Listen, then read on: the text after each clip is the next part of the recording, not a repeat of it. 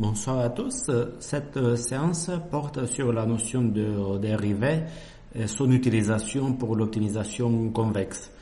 À la dernière séance, j'ai expliqué pourquoi on a besoin d'optimisation convexe pour, par exemple, entraîner un réseau de neurones ou pour faire de la régression linéaire. Dans la vie réelle, l'optimisation convexe est une discipline qui concerne plusieurs variables, ça veut dire que les fonctions sont définies sur plusieurs variables. Mais pour commencer en douceur, je vais parler aujourd'hui que de fonctions convexes en une seule variable. Pour étudier cela, on a besoin de bien maîtriser la notion de dérivée. Donc, je vais essayer de faire un rappel synthétique de cette notion de dérivée. Donc, on peut prendre une fonction quelconque, par exemple x carré moins 4x plus 1, par exemple. Bon. Et quelle est la dérivée de cette fonction? C'est 2x moins 4. Donc, disons, oui. Pourquoi? Parce qu'il y a des notions il y a des règles de dérivée que vous avez peut-être fait au lycée, qui fait que x puissance n, si je veux dériver ça, sa dérivée c'est n fois x puissance n moins 1.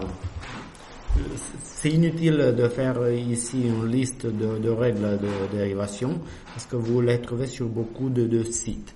Mais quelle est son intuition? Quel est l'aspect le plus intuitif qu'on peut comprendre très très vite sans forcément faire des calculs? Je prends une fonction comme celle-ci et si je veux regarder pour cette fonction le graphique, regardez, donc j'utilise le site Derivative Calculator. Ici, ça c'est le graphique de cette fonction x carré moins 4x plus 1. Pour vérifier cela, voilà, vous avez cette fonction. On peut se poser la question si je prends pour x égale 2, f de x me donne c'est combien? Ça fait 4 moins 4 fois 2 plus 1. Ça veut dire moins 3. Donc, et ça c'est la valeur de la fonction ici. Donc, je peux utiliser le logiciel. Donc, pour x, j'obtiens f de x égale moins 3 et la dérivée sur ce point-là, c'est 0. Ça veut dire quoi que la dérivée de la fonction est 0 sur un point, comme celui-là? Ça veut dire que si je commence à zoomer la fonction sur ce point-là, donc ici, fx, ici c'est 2, et ici c'est 3. Si je commence à zoomer sur ce point-là, voilà, ici c'est clair, vous voyez 2, 3, et je continue à zoomer, le logiciel me permet de faire ça, je zoome, vous voyez, là on est à une précision très très claire. Donc voilà, c'est la valeur de la fonction sur x égale 2. Ici, c'est la valeur de la fonction sur le point 1,95. Bon, si je zoome au maximum sur ce point-là, qui est d'ailleurs le point qui minimise ma fonction, regardez, à force de zoomer, à partir d'un niveau de précision, ma fonction ressemble à une ligne droite. Regardez, sur cet intervalle autour de la valeur 2, après avoir zoomé beaucoup, ma fonction est une ligne droite. En fait, ce que ça nous montre, c'est que la dérivée c'est 0 sur ce point-là. parce que c'est une ligne droite. Il n'y a ni de pente négative ni de pente positive si je zoome sur ce point-là. Donc je reviens en arrière, c'est bien ma fonction. J'avais beaucoup zoomé. Je reviens en arrière, Là, voici. Ok, donc vous comprenez. Par la suite, je peux analyser la valeur de la dérivée sur d'autres points. Donc, par exemple, sur le point x égale 1. X égale 1, c'est ici. Ok. C'est la fonction d'origine. D'accord? Donc, ça, c'était ma fonction f. Et je calcule f dérivée sur le point 1. La dérivée de la fonction, on l'avait déjà calculée. La dérivée de la fonction, c'est 2x moins 4. Donc, j'ai 2 fois 1 moins 4. J'obtiens une dérivée de moins 2. Donc, je vais regarder qu'est-ce que ça veut dire sur le graphique. Je vais zoomer sur x égale 1. Je continue à zoomer. Ici, c'est x égale 1. Je continue à zoomer. Et de cette manière-là, si je continue à zoomer jusqu'au bout, en fait, le graphique de la fonction autour du point 1, ça va ressembler à la dérivée. Ça va être une pente. Et voilà, je continue à zoomer. Donc sur ce point-là, la valeur de la dérivée, d'après mes calculs, c'était moins 2. C'est exact. Parce que qu'est-ce que j'obtiens ici? J'ai une fonction qui est descendante. Elle diminue. Elle diminue à cette vitesse-là, une vitesse de moins 2.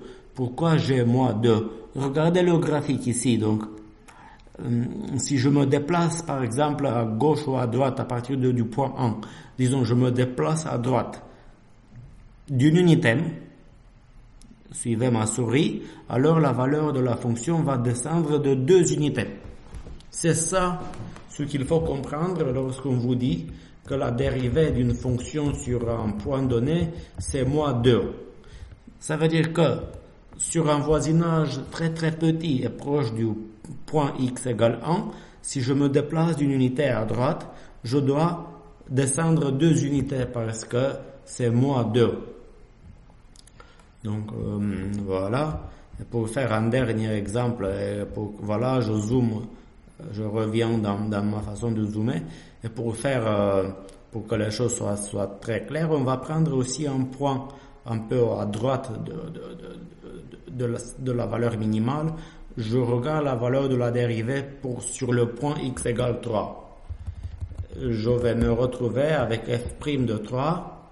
C'est 2x, ça veut dire 2 fois 3, moins 4. Ça veut dire une valeur de 2. Donc la différence par rapport à tout à l'heure, c'est que la dérivée vaut 2. On va zoomer sur ce point-là. Et pareil que tout à l'heure, à partir d'un moment, la dérivée de le graphique de la fonction va ressembler au graphique de la dérivée.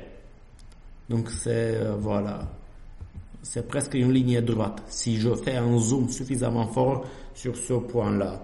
Donc ici, si je me déplace à droite de 2 unités, si je me déplace à droite d'une unité, je dois monter 2 unités. Ok?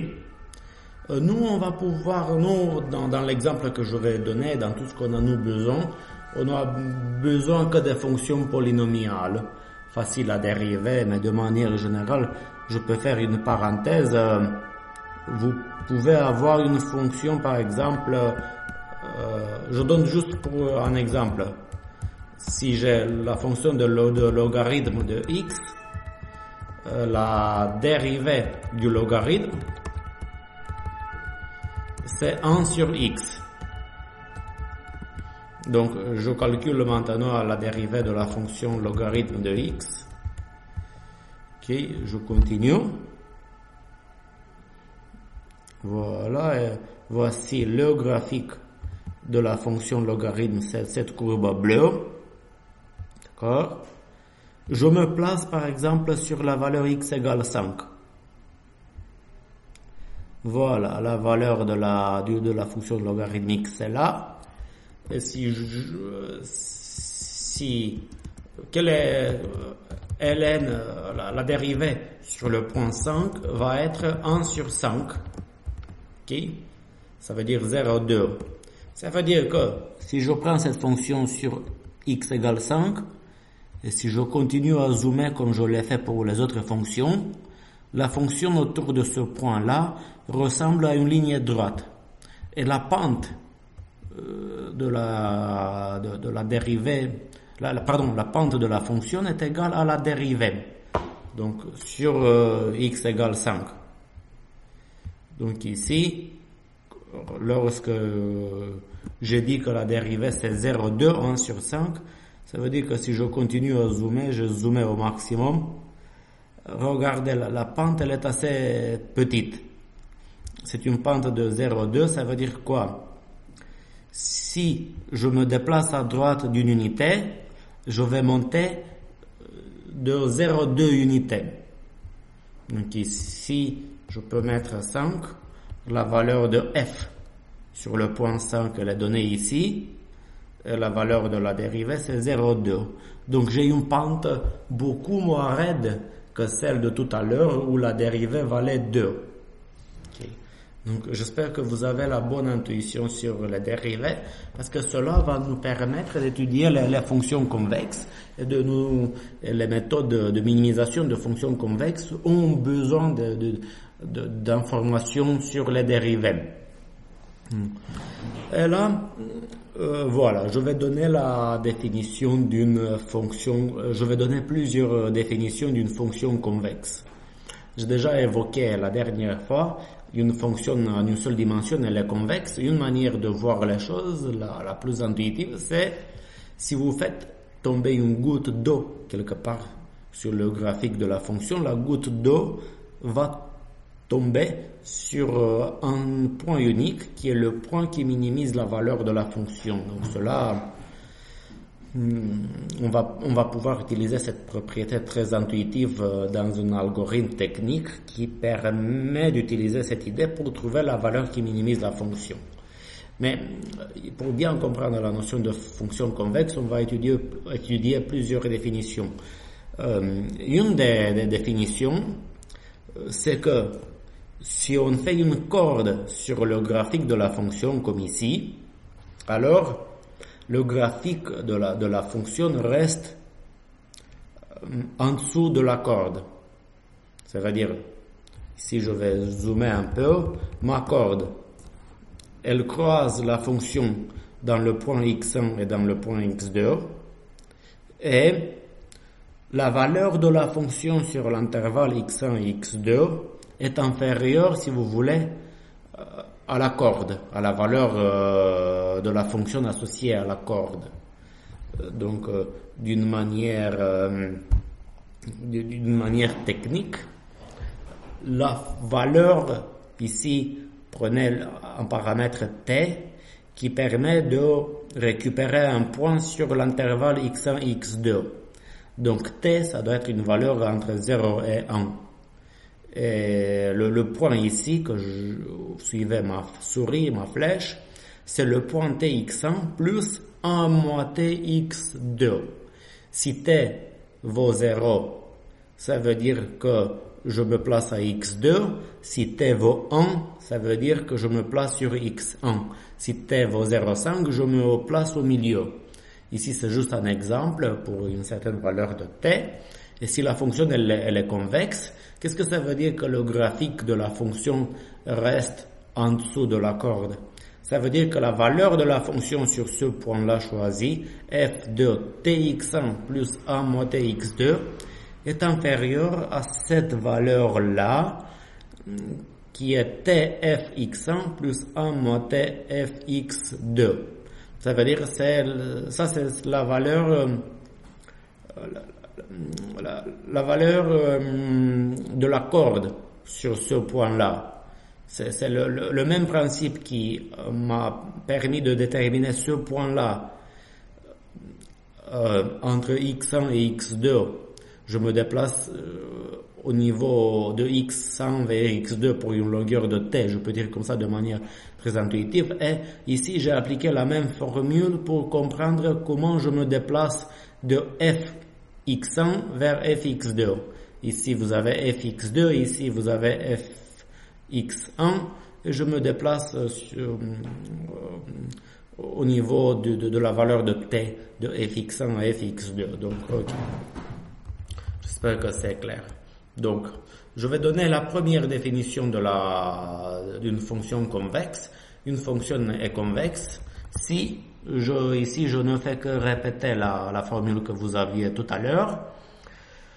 Sauf que, pour être très clair, cette propriété doit être vérifiée pour n'importe quel x1 et x2 et pour n'importe quelle valeur de t. Donc, ça c'est la première définition qu'on veut étudier d'une fonction convexe. Mais pour comprendre en profondeur la dynamique et les propriétés des fonctions convexes, on va prouver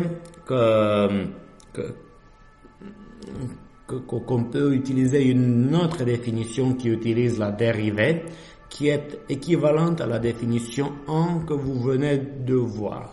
Cela fonctionne bien naturellement pour les fonctions qui admettent une deuxième dérivée, mais dans ce cours, on va utiliser que des fonctions polynomiales qui admettent une deuxième dérivée. Donc la deuxième définition d'une fonction convexe, c'est qu'une fonction f, c'est la suivante. Une fonction f admet une deuxième dérivée. Si une fonction f qui admet une deuxième dérivée est convexe, alors je dois avoir cette propriété qui dit que la deuxième dérivée de la fonction doit être supérieure ou égale à 0. Ok. Et on va prouver que la définition 2 implique la définition 1. D'abord, on va prouver ça. Et par la suite, l'inverse, on va prouver que la définition 1 implique la définition 2. Ce genre d'exercices sont très utiles pour comprendre la dynamique des fonctions. On a besoin de ça comme une première pierre dont on a besoin pour bâtir l'édifice de l'optimisation convexe. Et n'oubliez, si les inégalités de définition que je viens de donner sont inversées, on obtient une fonction concave. Donc, pour l'instant, le but c'est de prouver que la définition 2 implique la définition 1. On va faire cela grâce à un exemple, sans essayer d'aller tout de suite dans des questions très techniques. Donc, pour saisir les intuitions, on va démarrer avec une fonction f avec une dérivée strictement positive.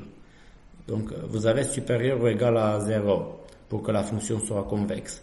Là, on va démarrer avec une notion, pour comprendre les choses, on va se dire que la dérivée est strictement positive.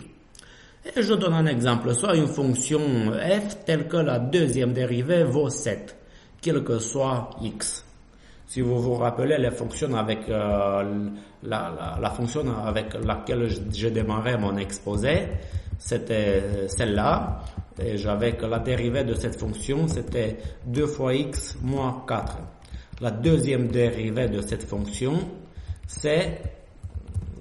Qu'est-ce que ça veut dire la deuxième dérivée? Je dérive encore une fois la première dérivée. Je me retrouve avec 2. Donc la deuxième dérivée de f, c'était 2. Admettons, j'ai une fonction comme ça, mais disons que la deuxième dérivée vaut 7. Et on va fixer x1 et x2. D'accord, on va se dire f de x1 vaut 9. Admettons, et f de x2 vaut 7. Et la première dérivée dans le point x1, calculée sur le point x1, c'est moins 3. La première dérivée calculée sur le point x2 vaut 2. Admettons, on va analyser ce qu'on appelle le tableau de variation de cette fonction. Elle est décroissante sur le point x1. Pourquoi? Si la dérivée vaut moins 3 sur le point x1, ça veut dire qu'elle est décroissante. Par contre, elle doit être croissante sur le point x2. Parce que la dérivée sur le point x2 vaut 2. J'ai déjà donné tout à l'heure un exemple d'une fonction qui a une dérivée qui vaut 2. Si on zoome sur x2 d'une manière très précise, si on va vraiment pas trop loin si on regarde dans le voisinage de x2, si on regarde vraiment que dans des points très proches de x2, la dérivée, ça va être d'une valeur de 2, ça veut dire quoi? Si je me déplace d'une petite unité à droite, la fonction va augmenter de 2 unités. Ok. Donc, qu'est-ce que se passe avec cette fonction? Comme la deuxième dérivée est strictement positive, ça veut dire quoi? La première dérivée doit être strictement croissante. Donc, je dois aborder ce point-là. J'ai une fonction g, admettons. Qu'est-ce que je connais de g? J'ai que g' de x. Donc, une fonction, soit j'ai une fonction, peu importe à laquelle, et j'ai g' de x égale 7, quel que soit x, pour tout x. Ça veut dire que si je fais un zoom sur la fonction g autour de n'importe quel point x, elle se comporte comme la fonction 7x. La fonction 7x est croissante. Donc, ici, g, si vous voulez, c'est ma deuxième dérivée. Comme la deuxième dérivée est strictement positive, la première dérivée doit être strictement croissante. Et si cette dérivée démarre à moins 3 en x1 et elle augmente juste pour arriver à une valeur de 2 en x2, donc elle est croissante, la dérivée elle part de moins 3, elle arrive à 2. Okay? Si cette dérivée f' suit ce comportement, il doit y avoir un point x3, quelque part à mi-chemin peut-être entre x1 et x2, tel que f' de x3 vaut 0. Ok, donc ça c'est ce qu'on appelle le tableau de variation. Ici c'est le point où on minimise la valeur de la fonction. La dérivée est au début négative, sur ce point-là c'est 0, et ici c'est positif. Le même phénomène a été évoqué sur la fonction que j'ai étudiée tout au début de ce cours, ça veut dire x carré moins 4x plus 1. C'est comme ça que j'ai démarré le cours. J'ai montré comme cette fonction avait une valeur de 0 de mémoire pour x égale 2. Ici c'est x3. Donc si cette fonction se comporte de cette manière-là, n'oublions pas, mon objectif c'est de prouver aussi que la fonction est convexe. Mais vous comprenez comment la fonction évolue le long entre x1 et x2. Et là, pour bien fixer la notion, on se pose la question suivante d'abord. On va avancer. Donc, ok, je rappelle, j'ai une fonction avec une deuxième dérivée positive. Je dois revenir à montrer que cette propriété avec la corde est bien respectée par la fonction. On va faire étape par étape. Voilà. Je me pose d'abord la question suivante. Quel est le nombre de solutions de l'équation fx égale 0 dans l'intervalle x1 et x2? Ok. Regardez comme f diminue lorsqu'on avance vers x3 et elle augmente après. F peut croiser l'axe 0x, soit jamais, si f de x3 est positif, dans ce cas-là, l'axe x, elle n'est jamais croisée. Si vous voulez, vous pouvez imaginer que cette ligne-là est l'axe x, et la fonction ne croise jamais. Une fois, si fx égale, si fx3 vaut 0, ou deux fois, si f de x3 est inférieur à 0. Donc, cela conduit à ce lemme. Le nombre de racines d'une fonction f telle que f' de x est supérieur à 0 quel que soit x est au maximum 2. Ok.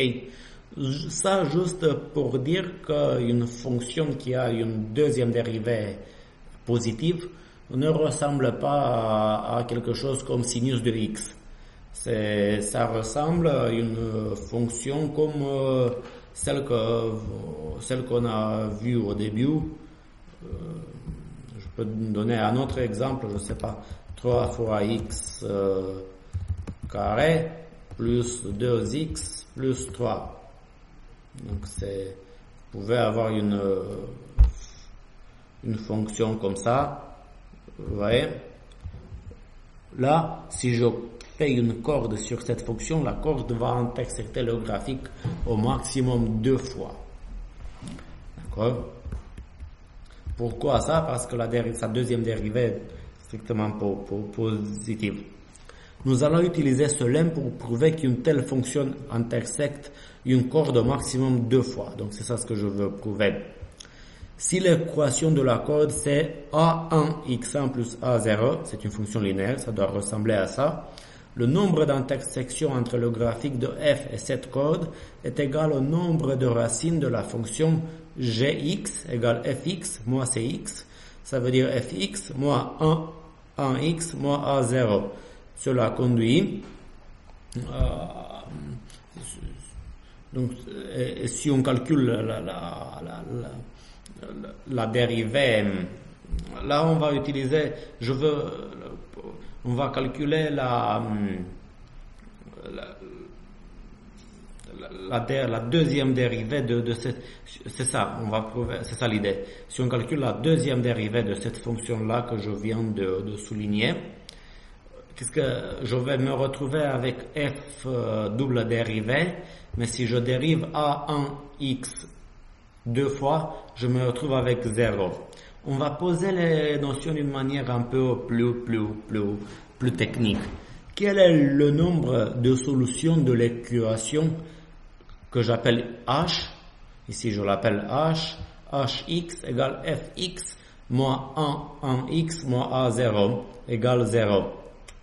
Si je connais ça, je vais donner quelques détails sur la dérivation. Là, d'abord, la dérivée de cx égale a1 ax plus a0, c'est, si vous utilisez la formule de la dérivée, c'est, ici, vous pouvez sauter un peu cette partie si vous êtes très à l'aise avec le calcul des dérivées, mais si vous faites le calcul de la dérivée de cette fonction-là, c'est peut-être pas utile de le faire ici, mais je vais essayer de faire vite. Je vais avoir, c'est limite quand delta converge vers 0, de a1 fois x plus delta, plus a0, vous suivez le calcul, et si vous faites le calcul, la première dérivée vaut a1. Cela prouve que h' de x est égal à f'x moins a1. Et si on dérive ça encore une fois, la dérivée de la constante a1 c'est 0, donc je me retrouve avec h double dérivée égale f double dérivée. En utilisant la lemme 1 sur h, on obtient que le nombre de la racine de h est au maximum 2. Cela prouve que la fonction f intersecte la corde C au maximum 2 fois. La fonction f ne peut pas avoir un graphique comme celui que vous voyez à droite. Car à la droite, j'ai une corde qui intersecte f plusieurs fois. Donc, si ma corde doit intersecter mon graphique que dans 2 points x1 et x2, ça veut dire que je dois avoir quelque chose qui ressemble à ça. Ma fonction f doit ressembler à ça et non pas à ça. Cela prouve que la fonction est convexe. Okay. Si on avait la double dérivée négative, la fonction aurait été concave. Ça veut dire une fonction concave. Vous faites une opération qu'on appelle flip vertical. sur ce graphique et vous obtenez une fonction concave. Bon,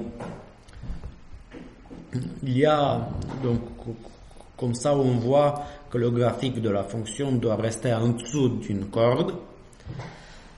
Donc on a trouvé la définition 1, si vous voulez. Bon, il y a des arguments que je vais donner une autre fois pour montrer que la condition f'(x) strictement non supérieur ou égal à 0, mais pas forcément strictement, peut conduire à une fonction convexe avec plusieurs fois qui minimise f. Car on peut avoir f'(x) égale f double dérivée x égale 0 pour tout x dans un intervalle x1 x2, comme dans la zone rouge que vous voyez sur cette fonction-là.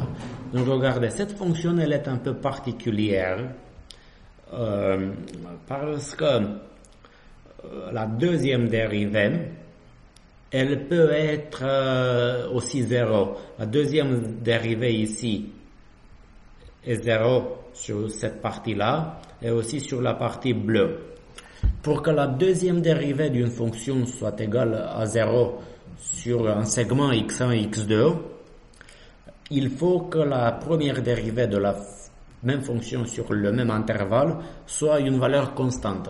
C'est le cas ici sur la zone bleue, mais aussi sur la zone rouge. Sur la zone rouge, c'est facile à voir parce que ici vous avez f' égale f double dérivée égale 0, mais ici vous pouvez avoir un f' égale à 7 ou 6 ou 7, mais la f seconde c'est toujours 0. Pour cette fonction, je ne peux pas dire qu'une corde doit intersecter le graphique de la fonction au maximum 2 fois, parce que je peux avoir une corde qui passe le long de la zone rouge. Okay? Mais bon, à partir de là, il y a des détails techniques dont on aurait besoin pour finir la preuve pour ce cas-là, mais mon objectif c'est de vous transmettre l'intuition. Donc si jamais la deuxième dérivée est 0, strictement 0 sur un intervalle, je peux avoir une fonction un peu plus bizarre, un peu où elle reste constante sur le point de minimum. C'est une fonction un peu où les choses sont un peu moins claires, mais les mêmes techniques utilisées sur le cas f double dérivée strictement supérieur à 0 s'appliquent aussi sur cette fonction-là. Un exemple classique de ce qu'on a développé dans cette fonction, c'est une fonction quadratique ax carré plus bx plus c. Je l'appelle fq, f quadratique. Une telle fonction est convexe si a est supérieur ou égal à 0. Si a est inférieur à 0, fq est concave. Mais dans les deux cas, le nombre de solutions de l'équation fq de x égale 0 doit être au maximum 2. Ce qui confirme que l'équation de deuxième degré ax carré plus bx plus c a au maximum 2 solutions réelles. Les 2 solutions réelles sont données par cette formule-là que vous connaissez peut-être. Donc, si delta est supérieur à 0, on a 2 solutions. Si delta égale 0, on a une seule solution. Si delta est inférieur à 0, on a 0 solution. Ici, vous voyez, pour que la fonction soit vraiment quadratique, a doit être différent de 0. Parce que si a vaut 0, je ne peux pas utiliser cette formule-là avec division sur division. Ici, je divise par 2a. Donc, cette fonction-là, quadratique, une fonction est vraiment quadratique, en fait, si a est non 0. Si jamais a c'est 0, je trouve un cas simplifié de ce genre de fonction. Si jamais ma fonction quadratique elle est définie avec a égale 0, en fait, ma fonction elle est linéaire. Et j'ai bx plus c, là, ma fonction est une ligne. Et dans ce cas-là, je ne peux pas dire, comme pour cette fonction-là, je peux plus dire qu'une corde doit intersecter la fonction au maximum 2 fois. Cela marche si ma fonction est strictement quadratique, si elle est vraiment quadratique. Mais une fonction qui n'est pas vraiment quadratique, une fonction qui s'écrit juste grâce à ces deux termes bx plus c, ici je peux avoir une corde qui l'intersecte partout. Comme ça, finalement, je peux avoir la fonction f x égale x. Cette fonction, elle est intersectée par la corde cx égale x partout. Et pour finir l'exposé, je veux aussi prouver l'inverse, que si on a la définition, est-ce que ça implique définition 2? Je reviens sur définition 1 et définition 2. La définition 1, c'est celle qui parle de la corde. Donc, formellement, si j'ai cette inégalité, je dois prouver que la deuxième dérivée de la fonction est supérieure ou égale à 0. Je parle que de fonctions qui admettent une deuxième dérivée.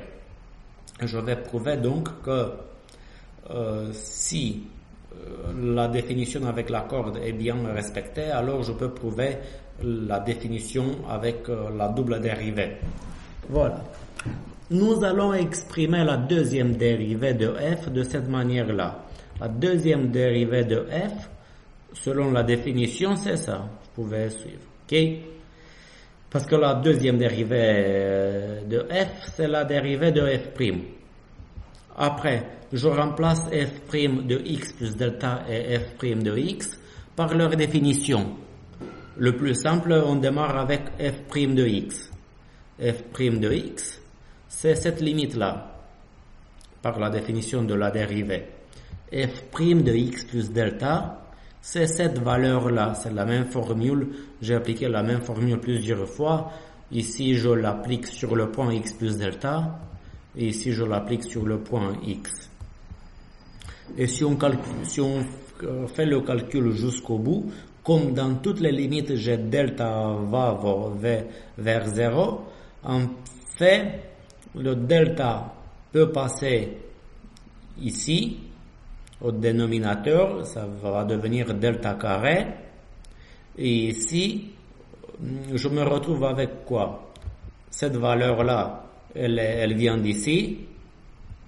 Moins fx plus delta, ça vient d'ici. Par la suite, je fais moins. Et tous ces deux termes-là, je les plonge ici entre parenthèses. Si on réarrange les termes, ici vous pouvez vérifier mes calculs, je peux donner une définition de f' qui dépend seulement uniquement de f, sans avoir plus besoin de préciser f'. Ça donne quoi? F de x plus 2 delta, le 2 delta ça vient d'ici, moins 2 fx plus delta, ça vient de ces deux termes-là, plus fx. Ok. On doit prouver que cette valeur, que la deuxième dérivée, est toujours strictement supérieure à ou 0 pour toute fonction qui respecte la définition 1. Pour cela, il suffit de prouver que le delta au carré il est toujours positif. Il suffit de prouver que cette quantité est toujours supérieur ou égal à 0, ce qui est équivalent, je dois prouver ça. Il suffit de réarranger les termes. Ok?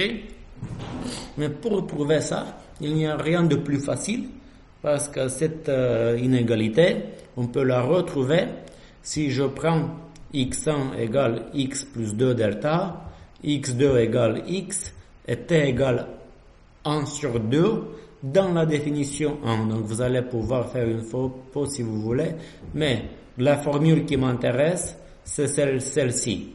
Je remplace, je considère que grâce à la définition 1, cette formule est toujours vérifiée. Je remplace t égale t avec 1 sur 2. Je remplace dans cette formule aussi x1 égale x plus 2 delta et x2 égale x. Et vous obtenez ça.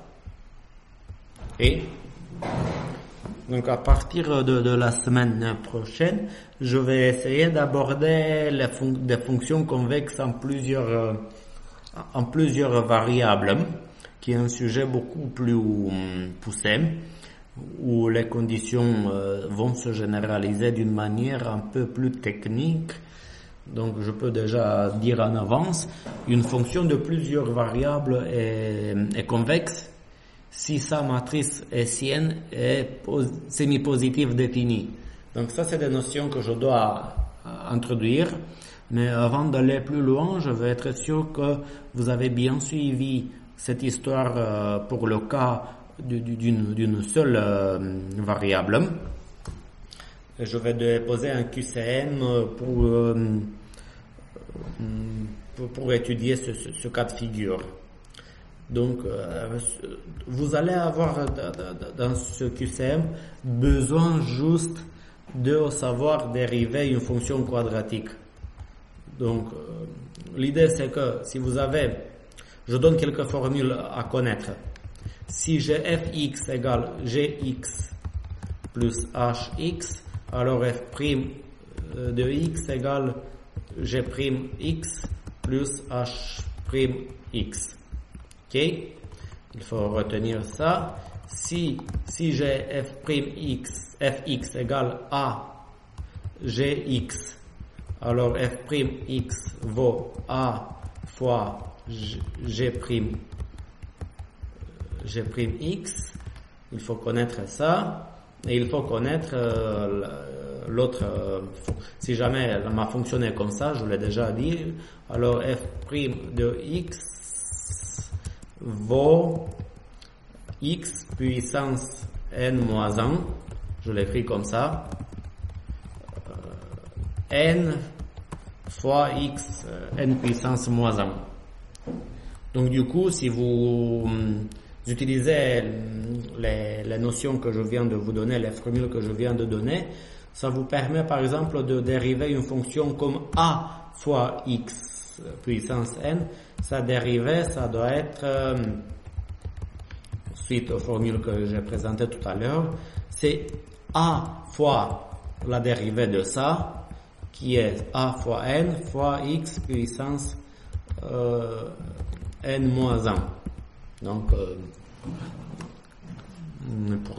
avec une fonction quadratique, si la fonction c'est ax carré plus bx plus c, j'obtiens f' de x égale a 2 fois x plus b. Et par conséquent, f double dérivée de x, ça va faire 2a. Ok? Si jamais j'ajoute à tout ça un troisième terme, par exemple, comme genre d fois x cube, donc on n'est plus dans le quadratique, je suis dans un polynôme de degré 3. Ici je vais écrire 2a fois x. Ici je vais me retrouver avec 3d fois x carré. Donc la dérivée de... c'est plus clair comme ça. La dérivée du terme cubique est une fonction quadratique. Ici, la dérivée de ça, vous la trouvez ici, et la dérivée de bx, c'est b. Là, lorsque je calcule la deuxième dérivée, je me retrouve avec, ce terme il était correct, il était là, la dérivée de b c'est 0, et la dérivée de 3dx carré, ça va me donner 6 fois d fois x. J'ai appliqué la même formule. Okay. Vous avez ça. Généralement, une fonction cubique, elle n'est pas convexe partout, mais si je vais prendre avec vous un exemple. si je prends une fonction cubique comme ça, okay, on va regarder son graphique. Pardon. Vous voyez, généralement, la fonction, elle n'est pas convexe. Vous voyez, je peux avoir une corde qui part d'ici et qui intersecte le graphique de la fonction 4 fois. Mais, sur certains intervalles, la fonction est convexe. Donc, si je fais un zoom ici, voilà. Ici, sur cet intervalle-là, ma fonction, elle est convexe. Il s'agit, bon, voilà, je fais encore zoom.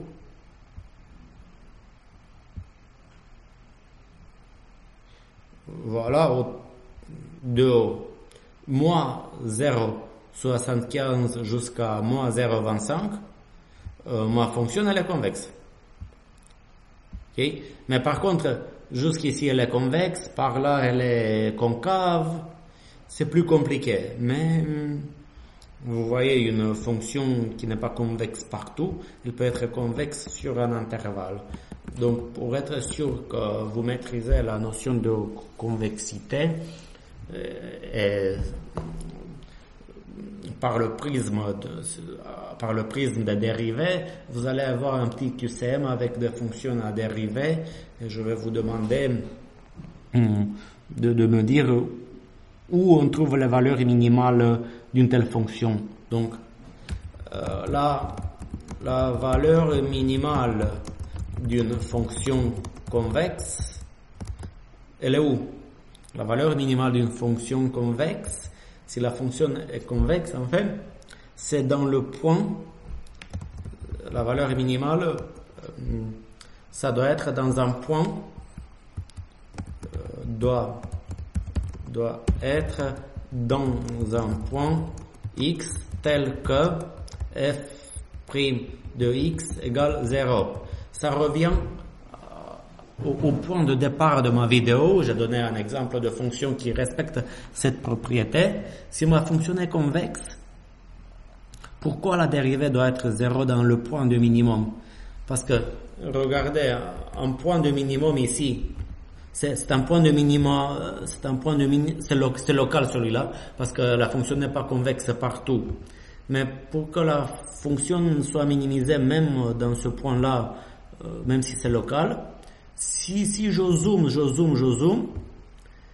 ici, la fonction doit ressembler à la dérivée sur un point. Donc, si ma fonction est une ligne droite, regardez, à partir de là, je peux voir que ma fonction ici, sur ce point-là, est une ligne droite. Il n'y a pas de pente, ni de pente positive, ni de pente négative. Parce que si jamais il y avait une pente positive comme un peu par là, cela n'aurait pas pu être un point de minimum, parce qu'il suffit d'aller un peu en arrière et je trouve une valeur encore plus petite. Mais si ma fonction est convexe, j'ai un point x tel que la dérivée c'est 0. Si je sais ça, ça veut dire quoi? Si je me déplace de x à gauche ou à droite, je peux que augmenter la valeur de la fonction. Donc, ça prouve que x minimise la fonction sur un voisinage de x. Ça, c'est une vérité complète, quelle que soit la fonction f.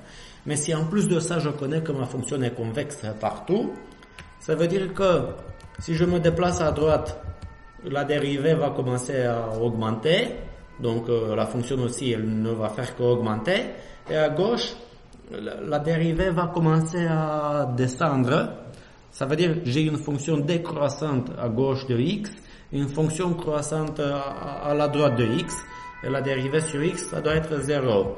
Donc ça revient aussi à l'exemple que j'ai donné ici. C'est ce phénomène-là qui est visible pour n'importe quelle fonction, ce phénomène-là.